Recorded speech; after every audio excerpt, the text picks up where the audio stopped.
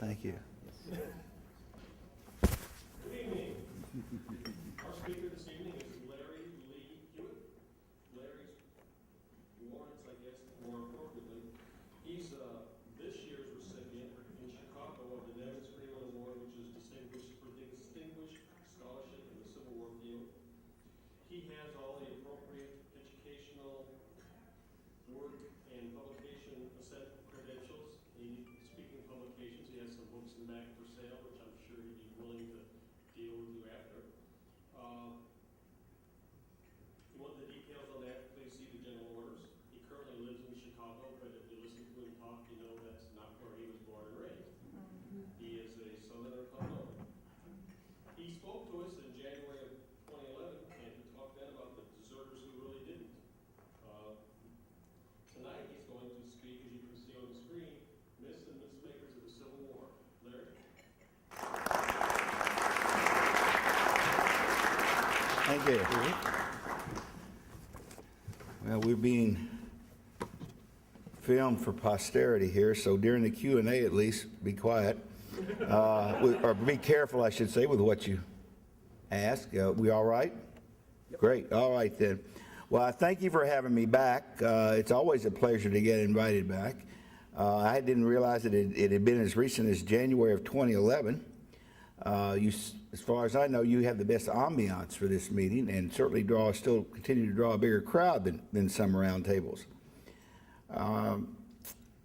Tonight, I want to define myth as something that people wrongly believe to be true. So not technically what you would think of as the definition of a myth today, but something that people believe incorrectly to be true.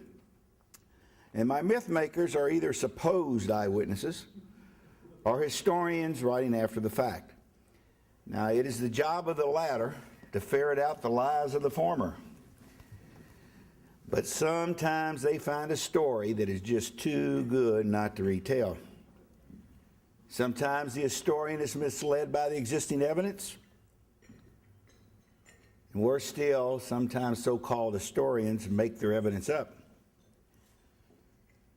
And occasionally, even the best historian can make an honest mistake. We'll talk a little bit about other wars at my table tonight. Joseph Goebbels observed that if a lie is repeated often enough, it becomes the truth. He had nothing on some Civil War veterans. Now, to lend a little credibility to what follows, let me point out an honest mistake by the renowned Ed Bars. Now, Bars mentions Confederate Battery Commander Captain Cowan as both John and J.J. in his three-volume work, The Vicksburg Campaign. Ed's source is a page in the official records, but the source only states J.J.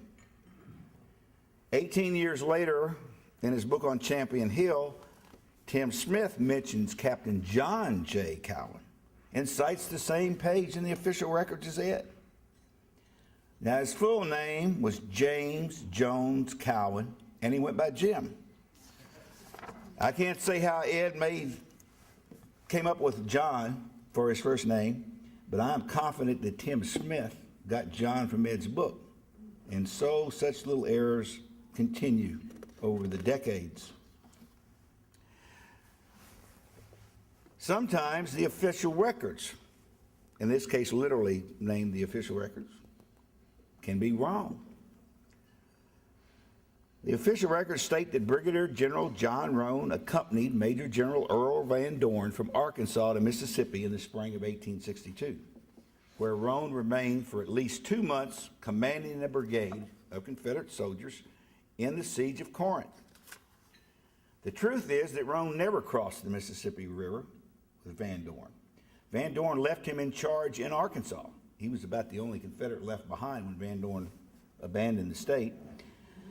And Roan held that position until he was relieved 2 months later by Major General Thomas Hindman. But the official records show Roan having been at Corinth the entire time he's in charge in Arkansas. Several years ago, I was asked to find the source for the conversation between Robert E. Lee and Jeb Stuart on the afternoon of July 2nd, 1863. After failing to find it, I didn't know I was just being tested here. After failing to find it in any of the accounts by Lee's staff officers, I decided to reverse research it, and I turned to Douglas Southall Freeman's Lee's lieutenants. Freeman told the tale of what Stuart said, and Freeman cited John W. Thomason's Jeb Stuart, published in 1934. Thomason wrote, quote, "Well, General Stuart, you are here at last," says Lee austerely. Now, what appeared 10 years later in Lee's lieutenants was a little different. "Well, General Stuart, you are here at last." And Freeman doesn't indicate any sternness on Lee's part. In 1957, Burke Davis wrote in Jeb Stuart, quote, "Lee reddened at sight of Stuart and raised his arm as if he would strike him. 'General Stuart, where have you been?' But Davis's fabrication failed to catch on. In 1986, Emory Thomas wrote in Bold Dragoon, "Well, General Stuart, you are here at last." This and no more, according to legend, was Lee's greeting. In 2008, Jeffrey Wirt wrote in Cavalryman of the Lost Cause, when he reported personally to Lee, the Army commander purportedly remarked, "Well, General Stuart, you are here at last." Although no record exists of their conversation, the meeting was, according to Henry McClellan, painful beyond description. The truth is, we will never know what Lee said to Stuart that afternoon, because no one else was present except the two men, and neither left an account of what was said.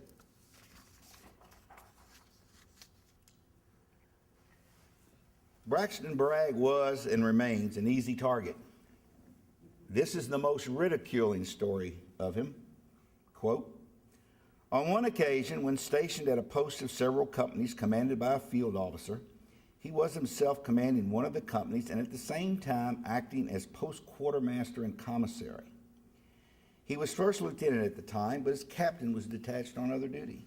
As commander of the company, he made a requisition upon the quartermaster himself for something he wanted. As quartermaster, he declined to fill it and endorsed on the back of it his reasons for doing so. As company commander, he responded to this, urging that this requisition called for nothing but what he was entitled to, and that it was the duty of the quartermaster to fill it. As quartermaster, he still persisted that he was right.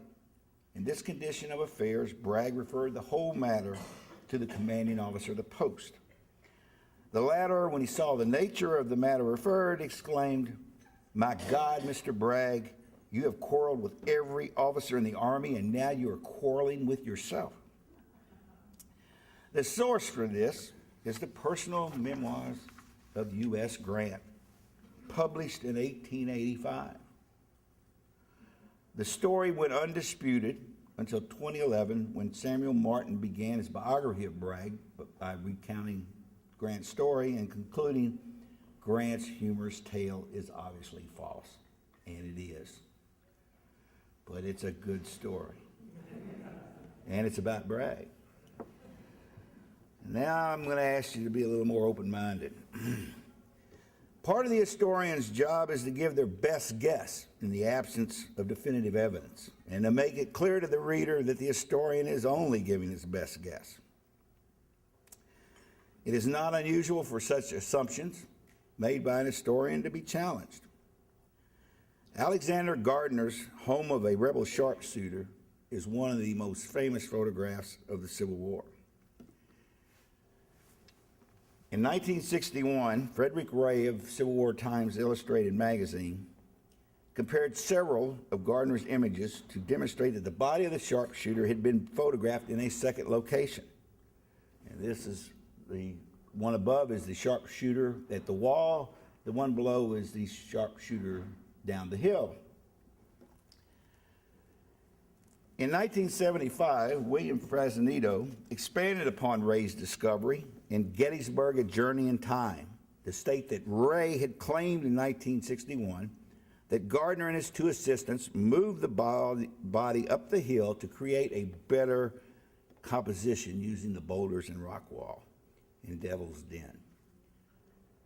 20 years later, he changed his story in Early Photography at Gettysburg, acknowledging that Ray had never claimed that the body had been moved up the hill to the wall, admitted that he couldn't prove which way the body had been moved, but claimed that it made common sense because that was the better photo.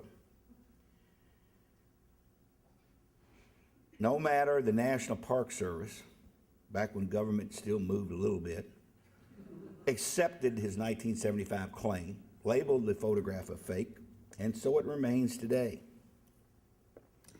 In an article published in 1998, James Groves reversed Frazanito's contention and claimed that the shot was taken, or the original shot was at the wall and the stage shot was the one down the hill. Now, unlike Frazanito, Groves provided an eyewitness account of the death of the sharpshooter and gave two reasons why Gardner would have moved the body down the hill. Though for different reasons, I agree with Groves. The sharpshooter image is the real one. Now, my evidence for this is the mangled right leg. According to Dr. Edgardo Rodriguez, who specializes in complex trauma to the lower extremity, and who is the director of the Deformity Correction Center at St. Anthony's Hospital and a staff member of the Department of Surgery at St. Joseph's Hospital, only two possibilities explain the position of the sharpshooter's pelvis, right leg, and right foot in the photographs taken down the hill: tibial fracture or knee disarticulation dislocation. Nothing visible on the pants leg indicate that a projectile caused the injury, nor could it have been sustained by being blown onto his back by the concussion from an exploding artillery shell. And I'll point this out a little closer for you. You see, if you will, his pelvis is rocked to his left, while the foot is pointed out perpendicular to the right. Women can do this, men cannot. The leg, there's something broken or something's wrong with the leg. No, there's nothing else that can explain it. The man cannot have his pelvis going one way and his foot going more than 90 degrees in the opposite direction. For all the controversy surrounding the photographs, two things are certain. The subject was killed, and his right leg sustained one of two possible injuries. Neither of those injuries would have proven fatal. Also, there are no external wounds visible, and there are 5 more images of the body, and from different directions. Neither concussion nor a fatal shot in the back could have caused his leg injury. But the concussion that killed him at the wall also caused at least one large stone to topple over onto his right leg and cause the injury to it. While the photographers set up the camera at the rock wall, their assistant removed any stones from the body. The sharpshooter was as real as his death on July the 3rd as the image is today. Now, for those of you who doubt my conclusion, and I bet there are at least 2 of you, because it's surprising, but it's worth noting here. It was a legitimate photograph for 98 years, and now suddenly there's no, it's condemned. So somebody changed their minds. But let's turn it around a little bit, if you will. There are no photographs of the body in a third location, and no other photographer or artist, and there was at least one prominent one from Harper's Weekly right down the hill, who captured the image of the body at the stone wall. So the body's only documented to be in 2 places, not a third location. So if it was started off down the hill and Gardner moved him up the hill and you know, and nobody else to have an image of him up the hill by the rock wall. Well, where is he? Secondly, for those who are still doubting, if Gardner had staged the shot at the wall, been willing to drag this man's corpse up the hill, would he have left the body there for his competitors to use? I don't think so. Much has been written about Civil War commanders who fought the war with tactics made obsolete by the rifle. Historians still condemn their stupidity, but few historians have realized what Jefferson Davis did in 1855. It was not the rifle barrel that was revolutionary. It was the mini-ball. Smoothbore shoulder weapons had an effective range of 50 yards. Rifles prior to 1855, that is, those like the Mississippi rifle that fired a round ball, had an effective range of 200 yards. But the mini-ball, used by the most common weapons during the Civil War, was accurate at 400 yards and could kill at 1,000 yards. It was also easier and faster to load than the round balls previously used, even in rifles. Now, foremost among the historians who understood the significance of the mini-ball, as well as the rifled musket, and who argued that they made earlier tactics obsolete, is the late Grady McWhinney and Perry Jameson. Together they published Attack and Die in 1982. The title says it all. Massed assaults by infantry were likely to be both costly and unsuccessful because of the increased range of the defenders' weapons. Seems logical. Two historians, however, argue that the tactics used by Civil War generals were not outdated because of how these longer-ranged weapons were actually used. British military thinker Paddy Griffin appears to be the first to have reached this conclusion, but Americans generally dismissed his work out of hand. He was a Brit. The only American historian to seriously consider the topic is Earl Hess, who published The Rifled Musket in Civil War Combat, Reality and Myth in 2008. Hess argued that the rifle's potential to alter the outcome of the battle was nullified by a variety of reasons, possibly the most significant of which, but not the only one, was the fact that defenders were seldom ordered to fire until the enemy was within 200 range. The average he found was about 115 yards. So it didn't matter what the range was of the weapon if you're not firing until they get that close. Hess points out something else that historians seldom consider. How many rounds could a soldier carry into battle? Usually 40 to 60. And how many of those could be fired before the gun fouled from the gunpowder? About 20 for the Confederates and 40 for the Union soldiers if they had a special cleaning bullet. Now, once the gun fouled, the weapon had to be at least partially dismantled. And it helped to have water to clean the fouled gun. But more importantly, what soldier wanted to be caught with a useless rifle when the enemy closed upon him? So there were some good reasons not to start shooting at 800 yards.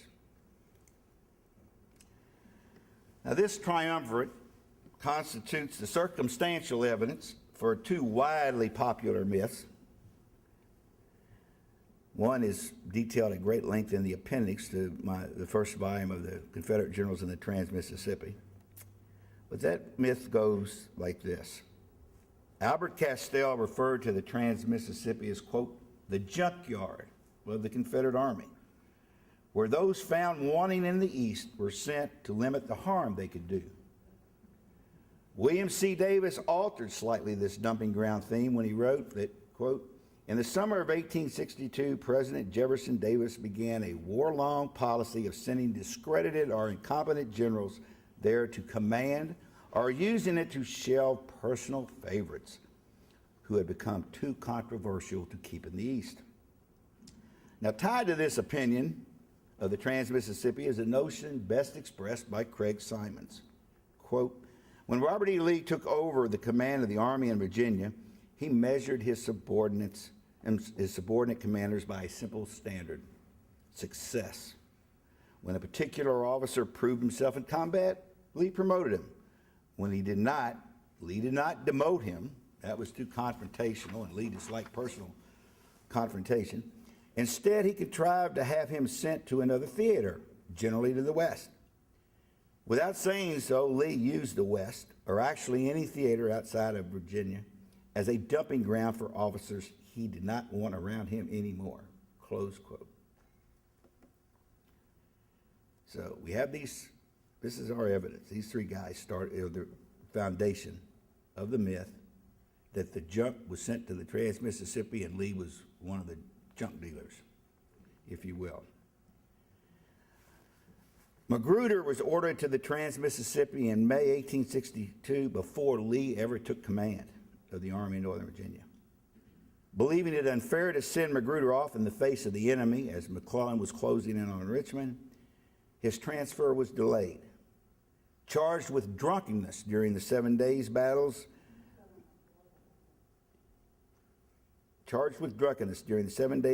required that Magruder remain in Richmond to account for his actions, which further delayed his departure for the Trans-Mississippi.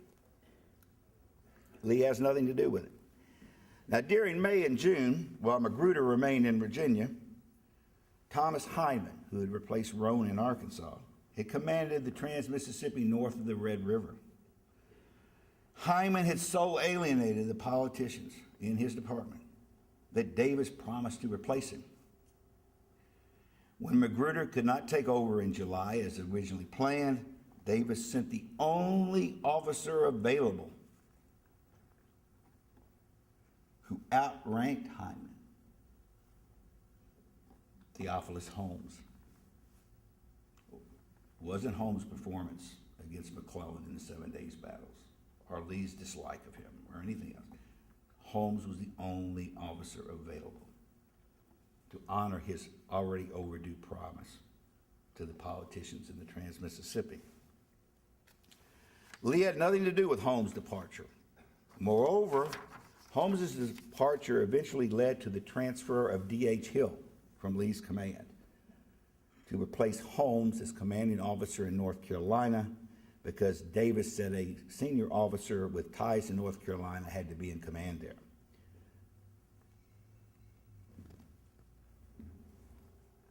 When Lee took over the Army before the Battle of 7 Days, he was already wanting to promote Richard Anderson to Major General. Even before the start of the 7 Days battles, Lee urged Davis to send Huger to South Carolina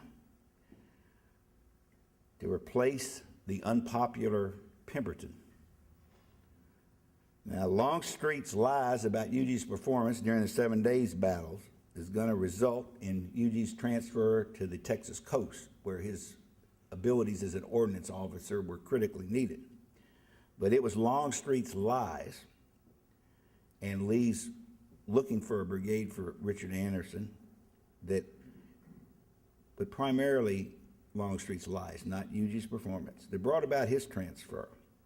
As a result, Anderson did get Huger's division, and Beauregard replaced Pemberton, the unpopular, in South Carolina. Now, the Junkyard. A total of 73 Confederate generals served in the Trans-Mississippi. Of these, 38 only served west of the Mississippi River. 4 of those who started in the west of the river went east. 7 who were sent to the Trans-Mississippi were sent back east.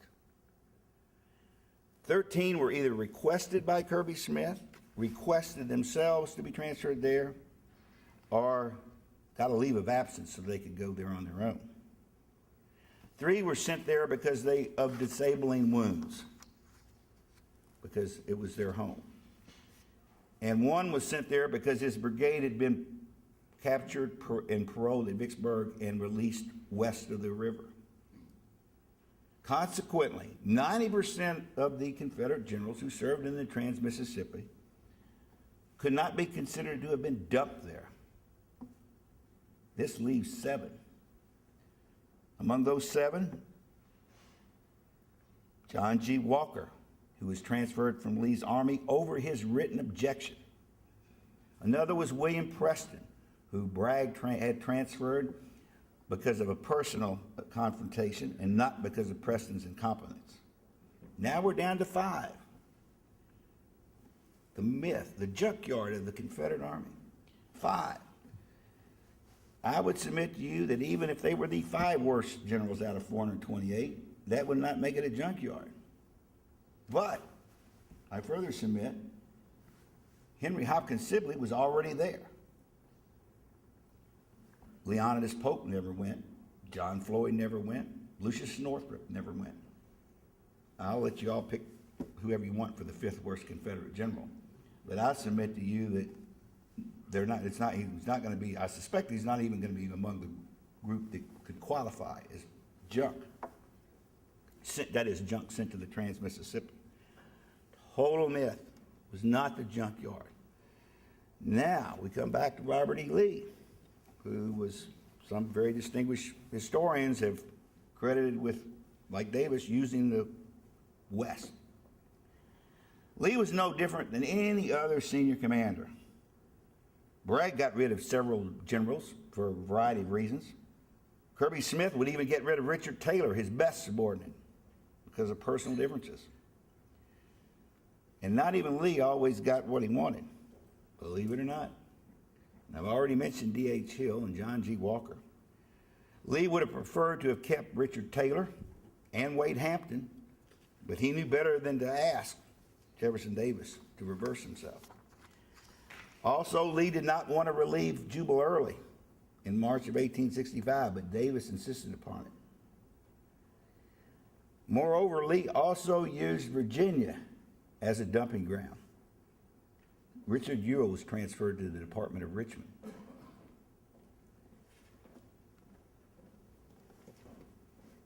The most legendary of all Bragg myths is the one regarding his relationship with Nathan Bedford Forrest.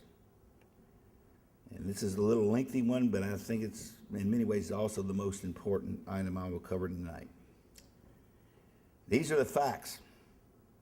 In June of 1862, Beauregard persuaded Colonel Forrest to give up his regiment and go to East Tennessee to take command of the cavalry near Chattanooga, hinting to Forrest that he would become a brigadier general if he agreed to do so. Forrest agreed. Bragg had nothing to do with Forrest's transfer.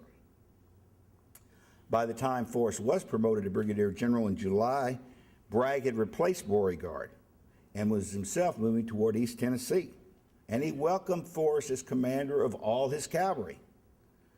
Now, Forrest is going to prove a little less than adequate at gathering correct intelligence.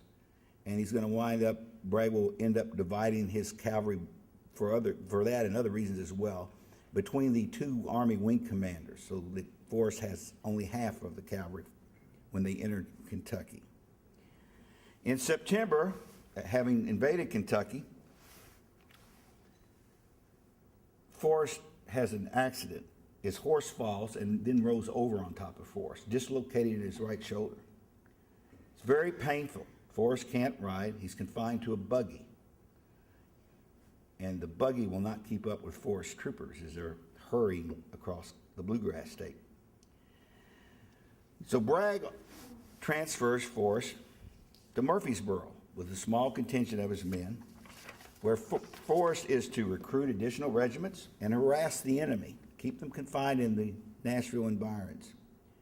There is no animosity between Bragg and Forrest over this incident because Bragg's actions allowed Forrest to save face. Forrest didn't have to come out and admit that he couldn't keep up and do the job. When Bragg organized the Army of Tennessee in November, he placed Joe Wheeler in command of all his cavalry, with the exception of the brigades of Forrest and John Hunt Morgan. Now, this was done because Forrest and Morgan both outranked Wheeler, but also because Forrest and Morgan had both demonstrated they were better at conducting raids than gathering intelligence. And it should be remembered that the primary duty of a cavalry commander in the Civil War was to gather intelligence. Forrest preferred the freedom that this assignment left him, that is, the freedom to go off on his own in command and conduct raids. So there was no reason for him to have hard feelings toward Bragg. In February of 1863, while Forrest was on leave, Wheeler borrowed 800 of Forrest's troopers. Forrest learned of it and caught up with the expedition just before it was to attack Dover, Tennessee. When Forrest learned of Wheeler's plan, he objected, but by now Wheeler was a major general, and his orders carried the day. The assault was an abysmal failure, and Forrest swore he would never again serve under Wheeler. Now, the Bragg of myth, and I know you're all familiar with that, would have sacked Forrest for insubordination. But what did the real Bragg do? Well, he honored Forrest's request by transferring him. He wouldn't have to serve under Wheeler. Bragg not only transferred Forrest, but sent along his entire brigade. They were assigned to Major General Earl Van Dorn's Cavalry Corps in West Tennessee. Now, following Van Dorn's assassination by an angry husband on May 7th of that year, Bragg offered to have Forrest promoted to Major General. Forrest declined. Bragg gave him command of Van Dorn's Cavalry Corps anyway. In late September, while on leave, Forrest learned that Bragg had once again assigned some of his men to Wheeler. Forrest had not yet left the army, and so he went to Bragg's headquarters, confronted him about the matter, and Bragg assured him that as soon as Forrest returned from leave, he'd get his men back. So Forrest acquiesced and left on his leave. Now that's the facts. Yet supposedly, sometime between late September and mid-October, the following incident occurred. It is prefaced by Forrest storming past the guard outside Bragg's tent and entering his headquarters unannounced atop Missionary Ridge. Bragg rises from his seat and extends his hand to Forrest. And I quote, refusing to take the proffered hand and standing stiff and erect before Bragg, Forrest said, I am not here to pass civilities or compliments with you, but on other business. You commenced your cowardly and contemptible persecution of me soon after the Battle of Shiloh, and you have kept it up ever since. You did it because I reported to Richmond facts while you reported damned lies. You robbed me of my command in Kentucky and gave it to one of your favorites, men that I armed and equipped from the enemies of our country. In a spirit of revenge and spite, because I would not fawn upon you as others did, you drove me into West Tennessee in the winter of 1862 with a second brigade I had organized, with improper arms and without sufficient ammunition, although I had made repeated applications for the same. You did it to ruin me and my career, when in spite of all this I returned with my command, well equipped by captures. You began again your work of spite and persecution, and have kept it up. And now this second brigade, organized and equipped without thanks to you or the government, a brigade which has won a reputation for successful fighting second to none in the Army. Taking advantage of your position as the commanding general in order to further humiliate me, you have taken these brave men from me. I have stood your meanness as long as I intend to. You have played the part of a damned scoundrel and are a coward. And if you were any part of a man, I would slap your jaws and force you to resent it. You may as well not issue any more orders to me, for I will not obey them. And I will hold you personally responsible for any further indignities you endeavor to inflict upon me. You have threatened to arrest me for not obeying your orders promptly. I dare you to do it. And I say to you that if you ever again try to interfere with me or cross my path, it will be at the peril of your life. Close quote. Forrest then storms out of Bragg's tent. Bragg does nothing. The Bragg of myth. Guy who hangs soldiers for anything.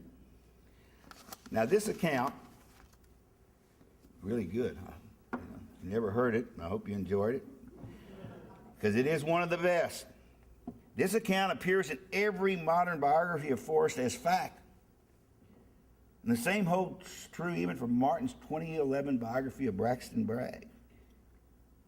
But the evidence proves otherwise. The first to question the veracity of this story was Judith Halleck, who completed Grady McWhinney's biography of Bragg in 1991. Jim Ogden, the historian at Chickamauga Chattanooga National Military Park, agreed with Halleck's initial investigation and passed word of that on to David Powell. The best published account of what really happened appears in Powell's Failure in the Saddle, published in 2010. And Powell is to be commended for not only removing what he believed to be false from the text, but then putting it in an appendix and explaining to the readers why, not only why it wasn't in the text, but why he thought it was false. In some respects, this incident, that is Bragg and Forrest and this alleged encounter in Bragg's tent, is similar to Lee and Stewart at Gettysburg. Neither Bragg nor Forrest ever mentioned what was said between the two men. Nor does it appear in Thomas Jordan and J.P. Pryor's The Campaigns of Lieutenant General N.B. Forrest, published in 1868, which was basically an autobiography of Forrest. The story originates with Dr. James Cowan, Forrest's chief surgeon, and it first appears in John White's Life of General Nathan Bedford Forrest, published in 1899. Cowan claimed to have followed Forrest into Bragg's tent, making him the only eyewitness and the only one of the three still alive in 1899. Historians wishing to repeat Cowan's good story had no problem altering some of the doctor's timeline to make it correspond with undisputable facts. For what actually happened, I refer you to Powell's account. It's a wonderful book. And he concludes, perhaps the confrontation unfolded when and as described by Dr. Cowan. Or perhaps the infamous confrontation was simply a war story spun in old age by Forrest's former surgeon, as he remembered fondly his revered kinsman and commander. Unless additional credible contemporary accounts surface, it is impossible to know with certainty whether this incident really took place. Now, for the additional credible contemporary account. On December 8, 1863, this is between 8 and 11 weeks after the alleged confrontation in Bragg's tent, depending on which historian's timeline you buy into of Cowan's account. December 8, 1863. Forrest is now in West Tennessee. He's no longer under Bragg's command. Forrest writes Bragg a letter. Not only is there no mention of any animosity on Forrest's part, Forrest concludes this letter. Now remember, you heard this great story. We're talking 10 weeks later. Forrest has no reason to write Bragg, no reason to like Bragg, every reason to not to write this letter. But he writes this letter to Bragg, and it concludes, I am confident that I shall have in a short time 8,000 effective men in the field, besides some 1,000 belonging to infantry command, all of whom will be sent back at the earliest possible moment. I am not only willing but desirous, General, of rendering the country all the service possible in the occupancy and defense of West Tennessee. Also to get out from there all the supplies I can for the subsistence of your army. If you can aid me in the services of a general officer or the procurement of arms, I shall be thankful, and in turn use every exertion to send to you the absentees from your ranks and supplies, etc., for your troops. I am, General, very respectfully, your obedient servant, N.B. Forrest, Brigadier General Commanding. Now, this is in Forrest's own hand. Forrest, also at the time, was unaware that he had just been appointed a Major General 4 days earlier, in large part because Bragg had continued to push for his promotion. The two men occasionally differed as to what was the cause required at a given time, but the cause came first with both of them, and they respected each other. There was never any animosity between the two men. Now, for all that has been written about the Confederate command in the Western Theater and Braxton Bragg and Forrest, there's a whole lot that needs to be looked at again. It's almost over. Of all T. Harriet Williams' lectures, his most popular, and I believe his most favorite, was the final lecture of his Civil War class.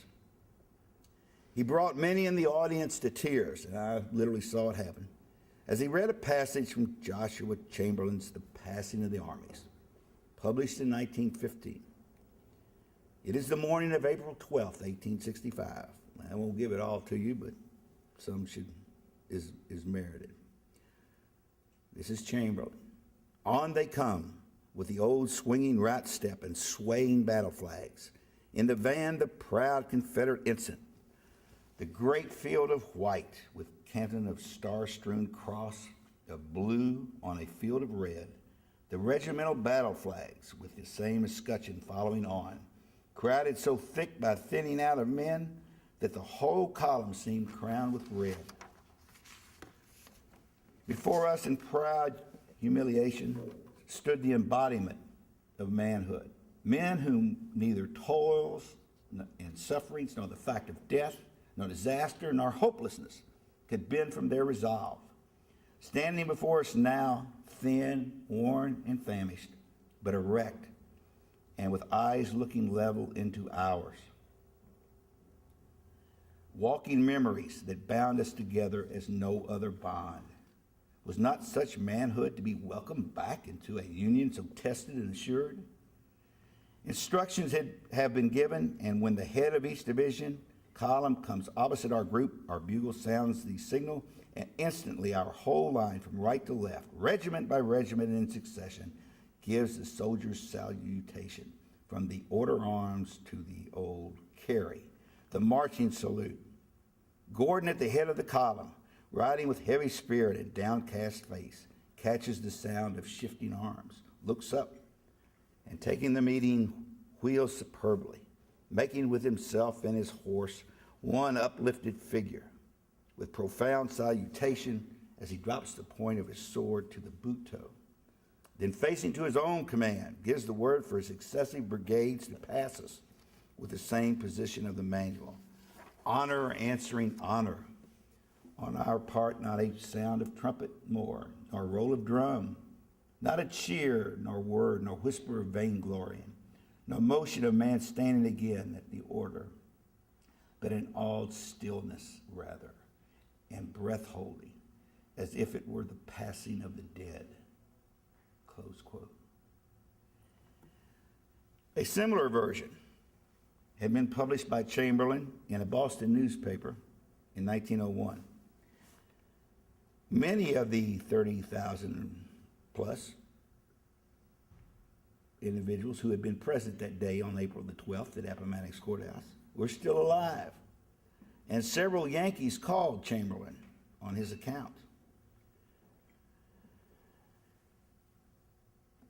2 years later, and this is after the newspaper account and before the publication of his book, 2 years later, John Brown Gordon published Reminiscences of the Civil War. In it he wrote, quote, one of the knightliest soldiers of the Federal Army, General Joshua L. Chamberlain of Maine, who afterwards served with distinction as governor of his state, called his troops into line, and as my men marched in front of them, the veterans in blue gave a soldierly salute to us, to those vanquished heroes, a token of respect from Americans to Americans, a final and fitting tribute from Northern to Southern chivalry. General Chamberlain describes this incident in the following words, close quote, and Gordon proceeds to quote 4 paragraphs from Chamberlain's newspaper account. Now, you know, let me use the word legend instead of myth here. You know, every legend, there's a little kernel of truth here. Some of what Chamberlain had to say was correct, and Gordon didn't exactly lie when he supported Chamberlain's account. That's why he then proceeds to quote from Chamberlain directly rather than say it himself. As each Confederate unit marched up, Chamberlain ordered his men to attention. So they couldn't be saying anything and sneering or moving or doing anything derogatory. It wasn't a salute. And there was no return of the salute from the Confederates, although the Confederates were looking them in the eye, as Chamberlain accounts. Gardner did this because he was the great conciliator of the New South. Now, the one with the least hair there is Will Green. Now, there are long stories to how I discovered some of these myths. The Appomattox one, I was told by Will Green when I was on a tour there a few years ago.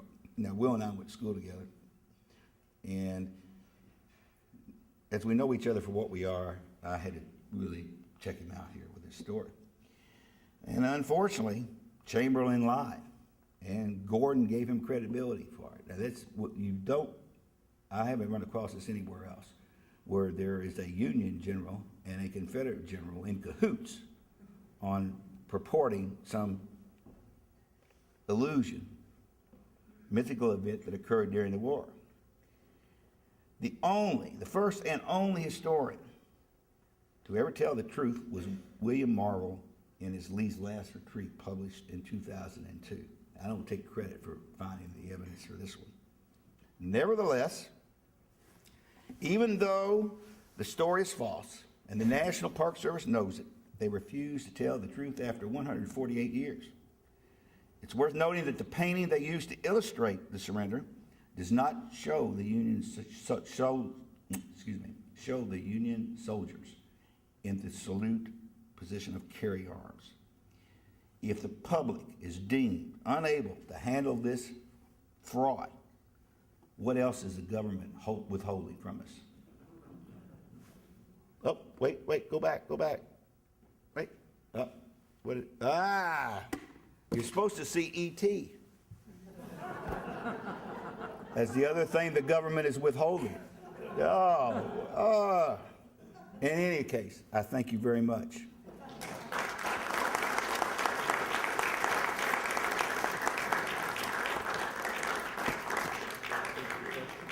Oh, absolutely. Any questions? And critique, because this is only the second time I gave this presentation, so I need some serious. My. Nice and loud. Of all the myths, quote, tall tales, what is your personal favorite?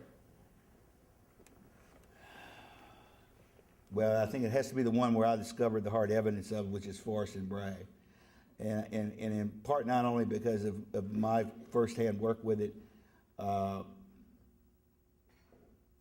but because I was the original founder of the Bragg fan club. And after 38 years, there are 3 of us. So we're growing, not like most roundtables that are dying out. But some of these things are minor. Even the sharpshooter at the wall of Gettysburg, they're minor, and maybe to some extent even the passing of the armies at Appomattox. But when you look at all the history that has been written about the Civil War, that in some part at least is based on this mythical relationship between Bragg and Forrest, there's a lot of things that are wrong. It's just if something that has that sort of impact on the influence of it. Now, and the only thing that I know of that comes close, and it has been well documented and made publicly known, was how people like Early and Pendleton after the war started the Lee cult in Virginia and the lost cause mythology in that. And so Longstreet became a scapegoat. Now, we've come, 150 years. Longstreet wasn't as bad as he was portrayed as being by the Confederate leaders right after the war. But the flip side is Bragg is still condemned for what he was made to be thought of 40 years after the war, and has never been evaluated for what he did or was during the war. Any other questions? Yes, sir. Question? I was going to say, didn't Forrest threaten John Hood during the national campaign? And told him that if I ever see you again, I'll do it. No. He didn't say that? No. Now, Forrest, that's not to say Forrest, because he shot one of his own lieutenants. I mean, and Forrest often lost his temper, which is something I was just thinking of during my presentation tonight. I mean, if you listen to that long speech that Cowan said Forrest gave Bragg, don't you think Forrest would have pulled his pistol or sword long before he got that far into the argument? You know, I mean, this, you know, because such encounters can be documented as having happened with Nathan Bedford Forrest. But again, the two men, and they had their differences. For them, the cause came first, and it's that feeling, and it is not. I don't think it's widely appreciated or even the concept thought about. But it's that same feeling that made Davis and Bragg comrades in arms. They were not friends. Bragg was Davis's, I won't say enemy, but they were far from friends before the war. But they both put the cause first. And in the same manner, Joe Johnston never put the cause first. And that's what Davis's problem was with Joe Johnston. But I don't know about, now Hood got into it with some others in the Tennessee campaign. And I know he told off Claiborne, who took it, among others. And Claiborne wrote off that we killed it, Franklin. But I don't know that Forrest had an altercation with Hood during the campaign. And I'm not saying it didn't happen. I'm just not familiar with it. Other questions? Yes, sir. Are there any lists that are worthwhile preserving forever, even though they're not true? In other words, they're so embedded in the national psyche that it'd be a shame to get rid of them? Ooh, that's tough.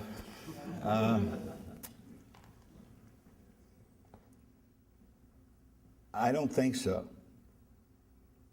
But I haven't found them all, so I'm not the authority. But I don't think so. There's the current trend. You know, American history in general, and even Civil War history in particular, it goes every 20, 30 years. You have some new trend come along, and the new trend is memory history. And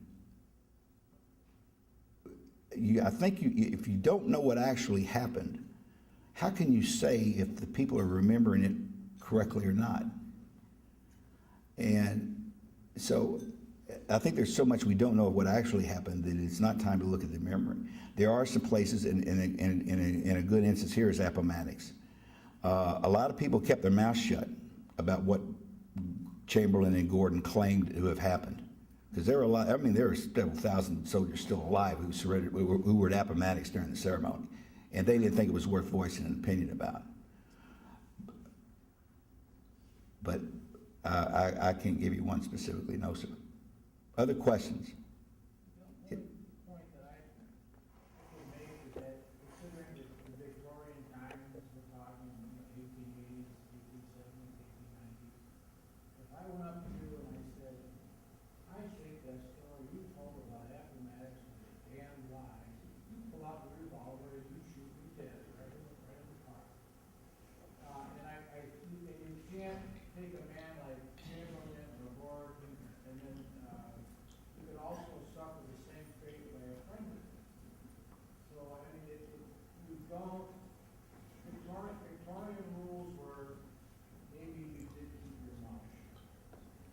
Well, the Victorian rule was certainly, and this is another reason why there's such interest in memory history. The Victorian rules would have demanded that if you survived the war and made it back home, you never told your family about what happened and all that you had seen, because not 1% of the soldiers had a good time during the Civil War for the entire service. You did not tell your family about those things. But I would submit that as being the sin of omission and not lying. There was a need. I mean, we're talking like Chamberlain's newspaper account in 1901 and Gordon's book in 1903. Most of the veterans were dead. There is a new generation born that have come of age, and there was the goal to heal the nation. So I mean, I can see where one who knew better would keep their mouth shut. I mean, it was in a sense the thing to do. And Gordon, foremost among any Southerner, led that movement to reunite the nation and truly reunite it and not have these confrontations. But boy, there's a beautiful movie out there of the reunion at Gettysburg in I think 27 or 33 maybe, and they're ready to go at it over the stone wall. The few survivors who can barely stand up with their canes, much less beat the enemy over the head with it. Yes, sir. Well, the counterpoint, what I find as amusing as some of the mythology is, unlike town and Victorian manners, how veterans were willing to call each other out. In some of the veterans publications and letters that they would receive from people, hey, this book is being published, what are your recollections, this is what so-and-so said. From what I've seen, especially the veterans, magazines, monthlies, whatever, those guys were not bashful about calling each other out. You bloody well were not at that place, because our unit was there, we did it, you guys were in the back, oh! Well, you're absolutely right. You're absolutely right, and I can give you a few anecdotes. A couple that concern my work. My first major book was on Port Hudson. I was chewed out for having excluded a couple of stories by people who knew the stories and knew that I knew the stories. Why aren't they in your book? They were like really good stories. And it's like, well, they couldn't have happened. And I wasn't as smart as Dave Powell to put them and list them all in an appendix, saying, you know, they're not in the text because they're false. One was that the Confederates used railroad locomotive lanterns to spotlight Farragut's ships going by Port Hudson, you know, and like a precursor to the, you know, the Blitz over, you know, Great Britain and the, you know, the Battle of Britain. Well, the railroad that ran from Port Hudson only to Clinton, Louisiana, had one locomotive. So well, maybe they got a spare lantern, so there's two. But the only person who saw these spotlights the Confederates had was one guy writing about it 1890. Nobody else saw these spotlights that were just going back and forth over the river that night in March of '63. And another one was the Confederates had a 10-inch Columbiad on the river bluff that was on a Columbiad or on a pivot carriage, which meant it could turn 360 degrees. And the Confederates did turn it, and they'd elevate it up, and they could fire anywhere along the Union line. Well, there was a Union soldier about 2 miles away who swore over all the other noise on the battlefield, whatever it might be that time, that he could hear the Confederates crank that cannon around because there was a squeaky wheel on it. And he, you know, he knew he had to watch the sky when he heard the squeak because the round was coming somewhere from that gun. Well, I don't think he heard it from 2 miles away and knew, you know, it's that gun, that wheel, that's the sound, you know, I don't believe it. Conversely, I have a manuscript coming out dealing with a Confederate artillery sergeant from Vicksburg, Mississippi. And one of the things that there's a flip side to this, what's going on with memory history, and that is if you're looking at what actually happened, historians are discounting a lot of what people remember 10, 20, 30 years later. Well, this guy just happens to have been there when Lloyd Tillman was killed at the Battle of Champion Hill. And he reads a story in Confederate veteran, just like such you're talking about, so-and-so wrote the story. And so he wrote back 6 months later, and published 6 months later, I was there, that's not the way it was. And, well, gee, who do you believe? Well, Lord, I had to run it down because I edited his diary. And lo and behold, the guy who wrote the first account had been ordered away at 1:30, and Tillman wasn't wounded until after 5 o'clock. So the account that had the most credibility for over 150 years, and everybody, like including Tim Smith and Ed Bars, has used, was written by a guy who wasn't even there. And I can prove that he was ordered off at 1:30 and left. So my guy may not remember it exactly right, but he was still there. But there's a lot to that. And you know, and one of the interesting things is I'm not that familiar with Union sources of this, but in the Confederate records, you betcha, the guy said, no, it wasn't like that at all. And Robert E. Lee, unfortunately, never finished his history of the Army for whatever reason, but he wrote his commanders after the war and asked them for their accounts of every operation, because he wanted to tell it right. Any other questions?